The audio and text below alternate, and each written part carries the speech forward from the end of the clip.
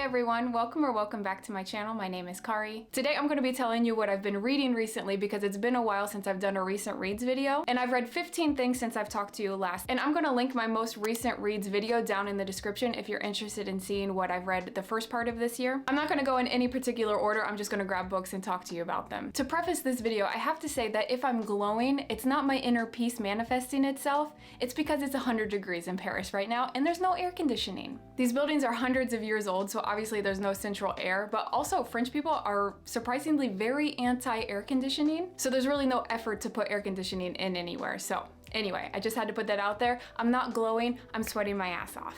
So first up is a recent release, and it's The House Across the Lake by Riley Sager. So this book follows Casey, who used to be an actress. And one summer she went to her lake house with her husband, and there was an accident and her husband drowned. And so obviously she had a really hard time with this, and it even drove her to alcoholism. And so her mom was trying to help her recover from all of this and closed her up at the lake house to kind of force her to get clean and to cope with the loss of her husband. So at this lake house, obviously it's on a lake, but there's also a couple other houses around the lake. And obviously, the title would suggest that there's a house across the lake from Casey's house that has a wall of windows basically, and so Casey can see into their house. Like, she even gets binoculars out and starts watching everything that they do. This new couple moves in, and one day Casey's out on her deck just observing the lake, and she sees that the wife of this new couple that moved in across the lake is swimming in the lake, and she ends up basically starting to drown, and so Casey goes out and saves her. This is literally right in the beginning of the book, and that sets everything in motion after that, because Casey becomes obsessed with observing this other couple across the lake, and things go to shit.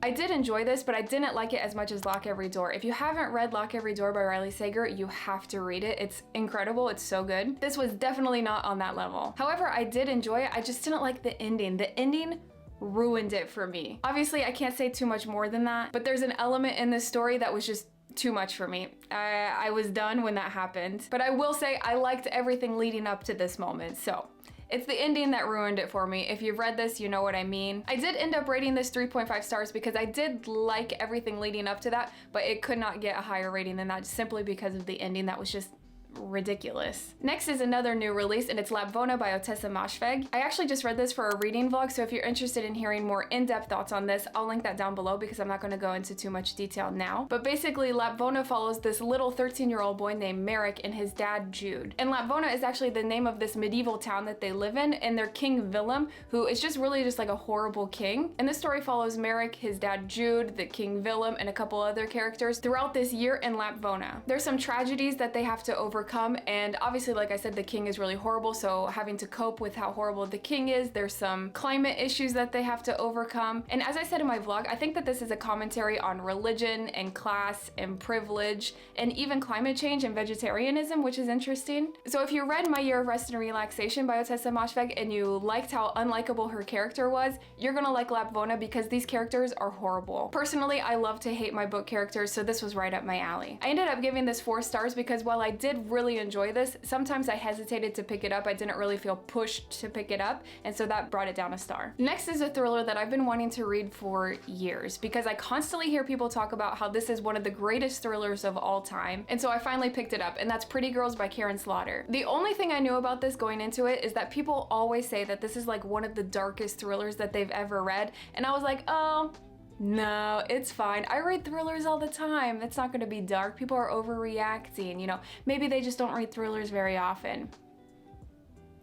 It's dark as hell. I really don't want to say too much about this because I think it's best if you just go into it knowing literally nothing, but basically the bare bones summary is that this follows Claire, and at the very beginning of the book she goes out to dinner with her husband Paul, and basically Paul wants to get a little action, and he takes Claire out to the alley, and you know, things ensue. And while they're doing this, a man comes up and robs them, and after this guy has robbed them of everything they have, he actually starts to pull Claire away as if to like almost kidnap her. And then so obviously Paul starts to fight back to release Claire, but then the robber ends up stabbing Paul and killing him. So that's right at the beginning of the book. That sets everything in motion because after Paul's death, obviously they have a funeral and everything, but then Claire starts to find out things about her husband Paul. I would really recommend this book for people who are into thrillers, who you read thrillers all the time, and maybe you'd be interested in something a little bit more dark, because like I said, people always say that this is one of the darkest thrillers they've ever read, and it is seriously very dark. So I do want to to warn you about that. It's very graphic, and I think that if you're new to thrillers, I would not start with this one, but if you're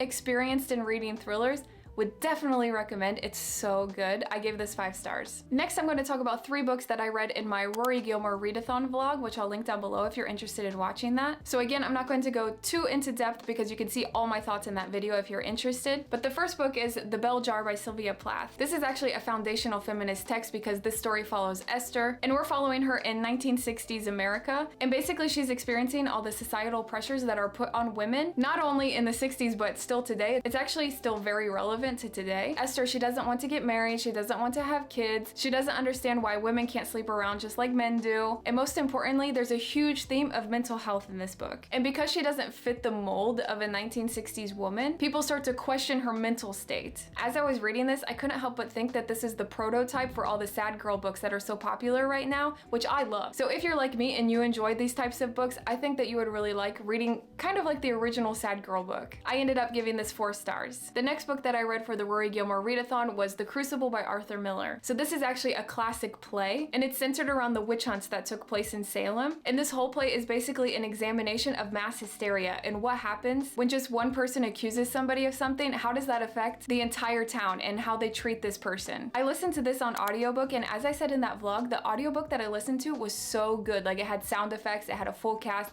it was incredible. So if you're interested in The Crucible, I would definitely recommend that audiobook, because after all, since it's a play, it's really not meant to be read like this, so I would definitely recommend that audiobook. I ended up giving this 3 stars. And the last book that I read for the Rory Gilmore readathon was Me Talk Pretty One Day by David Sedaris. So David Sedaris is a humorist, and this is a collection of some of his essays. I originally bought this because I was told that it was just a bunch of essays about his time living in Paris, so obviously that really interested me since I live in Paris as well. But actually the first half of this book are only essays about his time living in New York, and it's not until you get into the second part that he starts talking about living in Paris. So the first half of the book for me was fine, it was okay, but the second half of the book is what I loved. It was incredible, it was so funny. He talks about things like subtitles at the movies. Now maybe that doesn't even sound like it could be funny, but it's freaking hilarious. And also how French people perceive Americans and all these different types of things that you just encounter on a day-to-day basis as an American living in France. I ended up giving this 3.5 stars because, like I said, the first half of the book was just fine, but the second half of the book is really what I appreciated the most. Next is We Had to Remove This Post by Hannah Borvetz. This is a really short story, but it packs a punch. It's incredible. So this story follows Kaylee, who works at Hexa, which is basically like Facebook. And with her coworkers, they're in charge of removing content that goes against community guidelines. So just like any social media site, Hexa, they have rules about what you can post and what you can say on their social media platform. So Kaylee's really down on her luck. She doesn't have a lot of money, and she's desperate for any job. And that's why she takes this job that's really not ideal. And throughout this story, Kaylee's explaining all these different things that she sees on the internet every day. Horribly violent videos, explicit content, conspiracy theories, really all the horrible things that can happen on the internet. She looks at it 40 hours a week. So obviously all of that would take a toll on a normal human being, right? So this story examines what toll does that take on someone's mental health to watch all these horrible things all day, every day. What does that do to somebody? I really appreciated this story because I've never once thought about the fact that real people have to be moderating the content on social media, let alone how it would affect these people. So I really appreciated that this book opened my eyes to this type of thing and made me think about something new. Kaylee and her coworkers kind of play this game where they mention something that they've seen that day. And so they take turns going around justifying why they would or wouldn't have taken down that post. It's kind of like a game that they turn it into. And it's really interesting to see what exactly makes something go against community guidelines and how nuanced it is. I think that this book would be really interesting to dissect bit by bit, and maybe even to discuss it with a book club. I think it would be so interesting.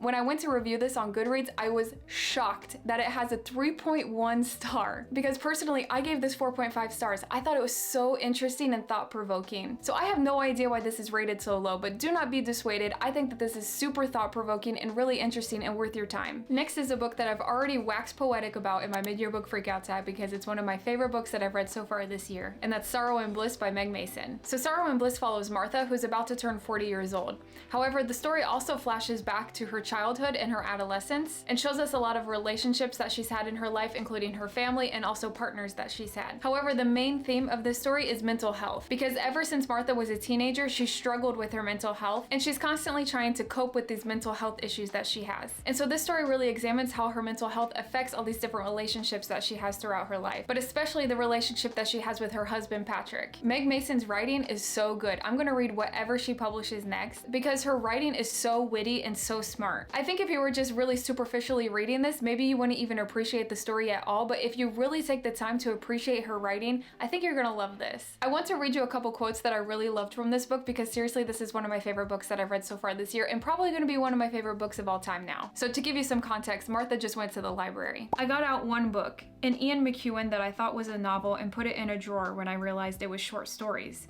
I called Ingrid and told her I had accidentally invested in 2 characters who would be dead in 16 pages. She said, seriously, who has the time? I think as readers we can appreciate that sentiment. And another bookish quote that I really loved because it talks about one of my favorite books of all time. He asked me what I've been reading. I had been reading nothing and said Jane Eyre. And finally, just a quote that I think is really powerful. I said goodbye and it wasn't enough. One word, too quotidian to contain the end of the world, but it was all there was. I think that that is just beautiful. So I know that this book has been getting a lot of hype and it's 100% worth it. I would definitely recommend picking up Sorrow and Bliss by Meg Mason. Another book that I picked up because it made the Women's Prize for Fiction shortlist this year is The Sentence by Louise Erdrich. So this story was pitched to me as being about a haunted bookstore, and I was like, hell yes, that sounds incredible. However, the haunted bookstore is maybe only 20% of this story, so if you've heard that pitch as well, just know that it's not really accurate. So the story takes place in Minneapolis and follows our main character, Tukey. So Tukey and a lot of the other main characters in this story are Native American, so there's a lot of interesting commentary about what it's like to be a Native American today in the US. And the story opens with Tukey committing a crime. Basically, she does some body snatching right at the beginning of the story, and so right away I was like, haunted bookstore, but this is like body snatching, like what is the connection? And really that was the first sign that this book wasn't going to be what I was expecting. I did like the aspect about the body snatching. I thought it was funny and really well done. However, there are so many different parts to this story, like because there's the body snatching and the haunted bookstore and the George Floyd murder and the Black Lives Matter marches and like so many other things that it felt like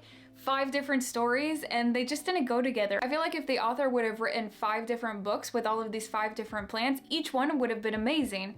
But trying to fit them all together, I feel like it didn't mesh as one story. I feel like each of these different storylines were too different from each other to really mesh well into one story. And you don't get enough time in each aspect of the story to really appreciate it, to really go into depth, because they're all just smushed in there into one story. I was really sad that I didn't like this one more because I actually thought I would like this one the most out of the shortlist this year, but I ended up giving this 2 stars. Another book that I've read that was shortlisted for the Women's Prize for Fiction this year is The Bread the Devil Knead by Lisa Allen Agostini. So this is actually another story about a woman who is about to turn 40 years old. Here the main character's name is Alethea and she's in an abusive relationship with her partner Leo. So this story examines how Alethea is in this horrible relationship with Leo where he's physically abusing her, what causes her to stay with him, and why is she staying when all these people around her who love her are encouraging her to leave but she just won't. The story is actually written in Trinidadian Creole, which is really interesting. I love studying languages, so I found that really interesting. However, I did find it harder to connect with the story because you really have to focus on every word that you're reading to make sure that you understand what's even being said. And so unfortunately that made me appreciate the story a little bit less because I just had to stay on such high alert, if that makes sense. And I prefer to just get swept away where I don't even realize that I'm even reading anymore. Do you know what I'm talking about? When you just start reading and you just lose yourself and it doesn't even feel like you're reading anymore. Like you feel like you're just there.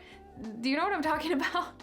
So I couldn't really get to that level with the story because I just had to pay so close attention to the words. I ended up giving this one 3 stars. Next we have The Lost Daughter by Elena Ferrante, and this is actually in translation because Elena Ferrante writes in Italian. And this story follows Lena, who's the mother of 2 daughters, but these 2 daughters are old enough now that they've gone off and started their own lives. And so Lena decides that she's gonna take herself on vacation. She goes to the beach on vacation by herself. And while she's on the beach, she ends up observing this family. There's like 2 couples, I think, in this group that she's observing, observing on the beach, and one of these couples has a young daughter. And this daughter of this couple, Lena becomes fixated with. It's really forcing her to think about her relationship with her own daughters and maybe the mistakes that she's made as a mom. And I really can't say too much more than that because this is really quite short, so if I say too much, I'm getting into spoiler territory, I think. But it's a really interesting psychological examination of this woman, Lena. I really appreciated this, and it's made me want to read more Elena Ferrante. I gave this one 5 stars. Next is a book I read for the Literally Dead book club ran by Kayla at Books and Lala, and that's Confessions by Kane Minato. This is in translation from the Japanese. So this is a thriller that opens with this teacher named Mariguchi, and she's talking to her class one last time because we find out that she has quit her job. This is all in the beginning of the story. And before she goes, she wants to lecture her students one last time because she knows that 2 of her students have done something horrible. This is a really interesting thriller, especially if you like multiple points of view thrillers, because each chapter has one point of view, and in each point of view, we learn something crucial to the main mystery of the story. However, the chapters are really long, so if you like your fast-paced thrillers, I wouldn't recommend this one because it does kind of drag a little bit because the chapters are so long. Personally, what I didn't like about this story is that since we were getting a different perspective in each chapter, we were forced to relive almost the same events over and over again, but getting like a little bit more information from each perspective. And sometimes we weren't even learning extra information, and so it became kind of monotonous at times. I feel like we were just hearing the same thing over and over again without maybe not even learning anything new. And also there were some points that were just straight up unbelievable, which I don't love that. I mean, my imagination can stretch a little bit, but when it goes a little bit too far, I don't like that as much in my thrillers. And actually, I wouldn't even call this a thriller. I think this is more like literary fiction suspense or something like that. In the end, I gave this 3.25 stars. Next is a short story that I read called A Rose for Emily by William Faulkner. I had never heard of this short story, but I followed the Spark Notes Instagram page. One day they recommended like disturbing short stories, like they talked about the yellow wallpaper, which I freaking love the yellow wallpaper. They talked about the lottery. I love the lottery. And so they mentioned some other short stories that are equally disturbing, and so I was interested in checking them out, and A Rose for Emily was one of these short stories that they mentioned. And I really can't say too much about it because it's only like, I don't know, like 40 pages or something, but basically we're set in Mississippi around the time of the Civil War, and it opens with the funeral of this woman named Emily. And we kind of flash back and forth in time to learn more about Emily's life and how she was kind of like the town elder, and this big mystery about her life and what happens inside of her house and everything. So it does get pretty dark. So if you like dark short stories, I would definitely recommend checking it out because it's not like it takes very long to read. This was actually the first William Faulkner story that I've ever read, so I appreciated the opportunity to check out his writing. But in the end, I gave this 3 stars, and I think it's just because SparkNotes had put it at this level of the yellow wallpaper and the lottery, which are 2 of my favorite short stories of all time, and so it just didn't live up to that level. And if they hadn't made that comparison, maybe I would have loved it more, but I think they set the bar too high. Next is the nonfiction book that I read, and it's called This is Vegan Propaganda and Other Lies the Meat Industry Tells You by Ed Winters. I picked this up because at the end of 2021, I read Eating Animals by Jonathan Safran Foer, and that encouraged me to start eating vegetarian. And so I was looking for something else to continue to educate me on the vegetarian cause. And it was getting so many good reviews that I was convinced, you know, maybe this is the next Eating Animals, because I mean, that's a pretty successful book. And even though I wasn't looking to go vegan, I thought it would have a lot of good arguments that fit with the vegetarian cause. Now the joke is on me because I wasn't trying to go vegan, but this book 100% made me want to go vegan. I would recommend this book for everyone, whether you eat meat or don't eat meat. I think it's super educational. It's very factual, and he has references to support every claim that he's making. And I think everyone should read this, whether you eat meat or not. And actually, right after I finished reading this, Lena Norms here on YouTube, she has a book club called No Books on a Dead Planet, and it was her book club book right after I finished reading it, actually. And so I watched her discussion about it, and it was so interesting. So maybe if you're interested in the book but you're not sure if you want to read it or not, I would definitely check out her book club video on it. I'll link it down below, and then you can see maybe if you would be interested in reading the whole thing or not. And so watching Lena's video, she talks about how Ed Winters is a YouTuber, which I had no idea when I picked up this book. So I went and checked out his videos. He goes by Earthling Ed here on YouTube, and he has so many fascinating videos. He actually has this series where he goes to American universities and he sets up a table with a sign, and the signs always say something along the lines of, is being vegan a moral obligation, or why aren't you vegan yet? And these signs really provoke people to come and sit down and debate with him. And Ed is so well spoken. Seriously, he's so patient with these people. I mean, veganism is something that people get pretty worked up about, but Ed is so patient. I mean, seriously, watch one of these debates and you'll see what I mean. He's so patient, but he's so educational, and he really has a response to every single argument that people sit down and face against him. Would definitely recommend his channel if you're interested. I gave this book 5 stars. It's life-changing. Next is kind of like a guilty pleasure chick lit book that I read, and it's Off With My Head by Stassi Schroeder. So Stassi Schroeder used to be on the reality show Vanderpump Rules on Bravo, and I used to love Vanderpump Rules. I would watch it all the time, and Stassi was my favorite person on the show. However, in 2020, some things came to light of something that she did, and she was basically canceled. And so this book is about what happened to her when she was canceled and the things that she has done to educate herself to make sure that she doesn't make the same mistakes again in the future. I'm not going to try and pitch this book to you because either you want to read it or you don't. You know who Stassi Schroeder is or you don't. So anyway, this is just something that I read, and I gave it 3.75 stars. All right, so those are all the books that I've read since the last time I updated you, and if you've made it this far, I'll give you a little hint of what I've been reading, and that's A Storm of Swords by George R.R. Martin. This is the 3rd book in the A Song of Ice and Fire series, aka the Game of Thrones book series, and I'm so happy to be back in this world again. If you watched my first recent reads video, you'll see how obsessed I've been with this series and how excited I was to get to this 3rd book, and now I'm finally here, and I'm loving life. I will say that this is a freaking chunky book. I mean, look at this thing. It's almost 1,200 pages. Also, the new Game of Thrones spin-off series is coming to HBO next month, House of the Dragon, and I'm so excited. So I'm just preparing myself, making Game of Thrones my entire personality again so that I'm prepared for the new show. So those are the 15 books that I've read recently. I hope that one of these 15 books sounded interesting to you and that you're gonna pick it up and try it out. Let me know down below if that's the case. What are you gonna pick up? If not, let me know something that you've read recently that you've absolutely loved. I'm always looking for recommendations. So yeah, thanks for watching. Please like this video if you liked it, subscribe if you haven't already, and I'll talk to you again next time. Bye!